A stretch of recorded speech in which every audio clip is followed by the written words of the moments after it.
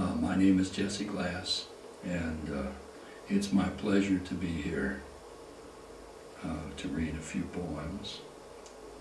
The first poem is called Asthma Song.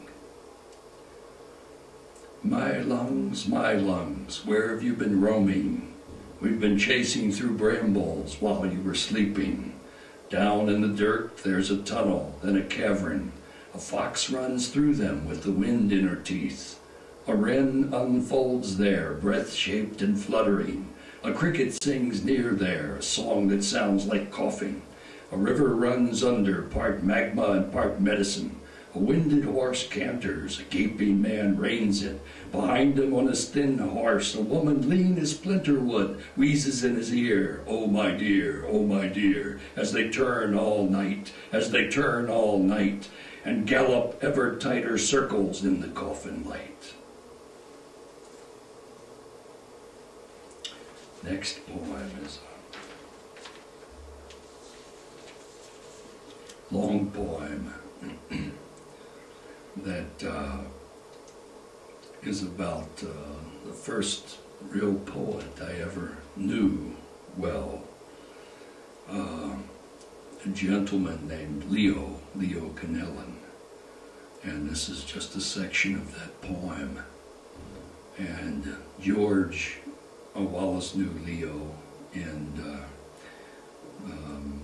he eventually became the poet laureate, I think, of the state of Connecticut. Leo passed on several years back. 53 years old here, and already feeling the tug of the dark attractor at 3:30 a.m. No one awake for miles of blinking lights at empty intersections. You told me to work, to heed the authentic squealing of the real, the swine running for the cliff. Leo, the penultimate truth stripped like an old motel mattress down to its stains. 53 years old here in Japan, and you 4 years in the ground. Who heeds you these days, my lop-headed Virgil, except your widow and your grown daughter, maybe, cracking those remaindered book spines and saying, he was a typewriter ribbon salesman and a one-time drunk, but he was a good man and a real fine poet. A fine, roaring, sweating the armpits out, glowing with the exertion of trying to bring it out of the well of the hell that was palpably there in the seminar rooms, sweetened by pipes of dons, long gone and memorialized in badly done oils framed where they lounged away the hours of the Depression, the 40s, the angry young 50s, the hippie 60s, and now the disco decade. Oh, the irony of it, Leo.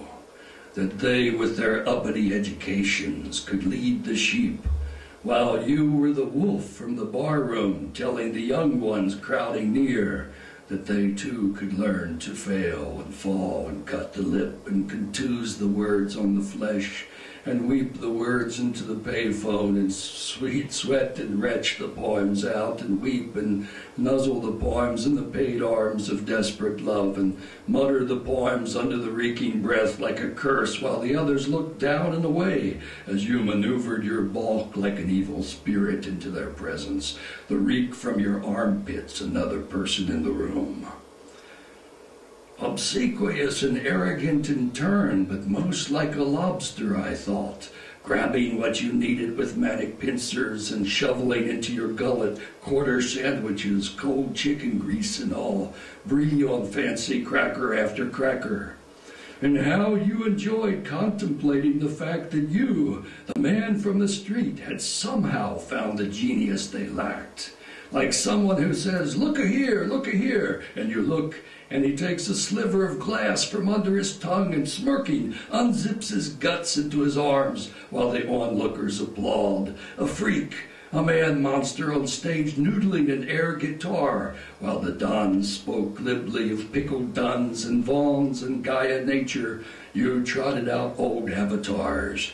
Boy genius Stephen Crane, Max Bodenheim moited to death in a slum, and Tambamutu, who sexed the young poetresses and paid you in leftover lunch meat to watch.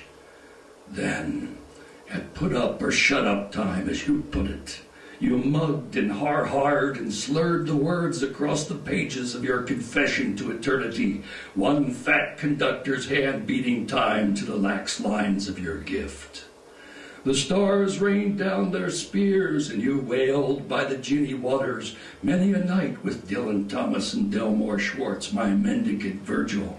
And now, in all confidence, you're begging for just 10 years more to write your genius down, by God. You're starving, got bone cancer maybe, but it's you, poet, prematurely gray. The world's given you fever pain, but it's you, gesturing to the innocents of the seminars, the little buddies of the amlit dons, now moving uneasily in their blue clouds of pipe smoke, trying to make sense of your backward scuttling dance. What an odd seduction, they think, bending forward on the leather couch to watch. And I shook your hand, my Virgil, and took away your death. You not yet a bubble, displaying the sickness in your flesh beneath the very noses of the pampered profs, and holding your rough palms out in amazement as the books were thumbed and pronounced real stones turned to loaves. Your poems seem ever telescoping avenues of woe set in perpetual winter, a grimy black and white newsreel of mummies and daddies endlessly leaving, and little boy you running behind wailing, "Wait, wait for Leo." All the false bravado of a grown man dragging out old letters, torn maps, ticket stubs, and weeping, "Fuck 'em." How much self-hate can you pound into a shiv for the mugging of literature? A dream. I am 100 stories up and wondering how I will get down. Then I see you, Leo, perched like an ox on a far window ledge.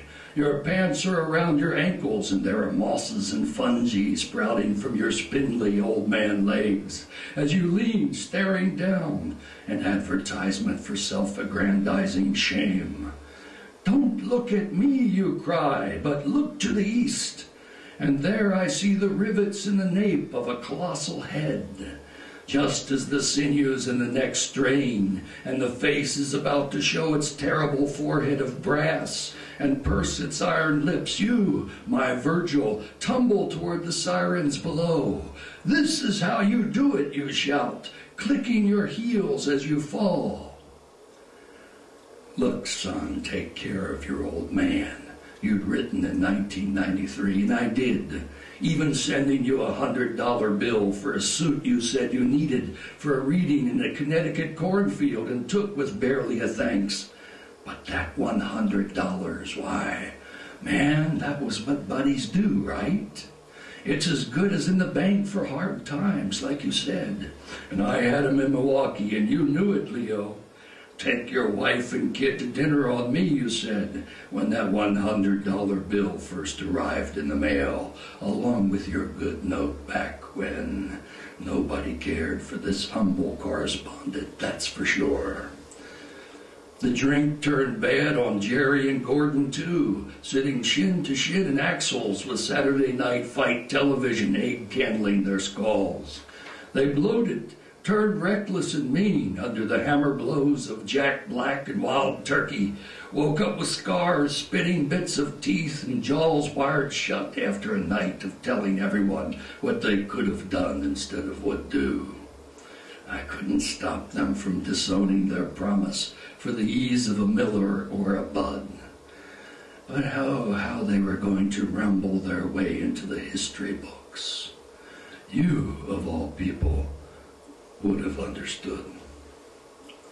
And that's just a section from my poem for Leo. This poem is for Diane DePrima, who is very interested in the fact that I have lived in Japan for quite a while. And by the way, I want to thank Joe Zangi for his technical help here in arranging this recording. For Diane DePrima, thinking my way into and out of my life this morning. Rain in Japan, empty rooms filled with machines, chewing the silence into slurries and pulps. America, an electronic dream, wavering before my eyes, gives me a headache. I died in Oswego, New York, one spring afternoon. Fell flat on my nose on the sidewalk, a payphone receiver still clutched in hand, seeking directions to another nowhere. Left that old body behind and sat down among ghosts in economy class, and flew to Osaka, then Nagasaki, then, as in a dream, Fukuoka, now finally here. An elegant ghost wife and 2 bright ghost children later. An aquarium with 3 goldfish on the front balcony. They strike the raindrop dimples, nibble sky.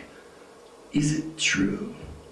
Can the dead still dance with a cheap plastic umbrella in one hand? And do they smile? Learn to converse in ghost language, write alphabets that resemble drawings of flower pots? Can they finally find something after a lifetime of nothings? Thinking my way into and out of my life, this morning, 53 years old. And this is my book, The Passion of Phineas Gage in Selected Poems.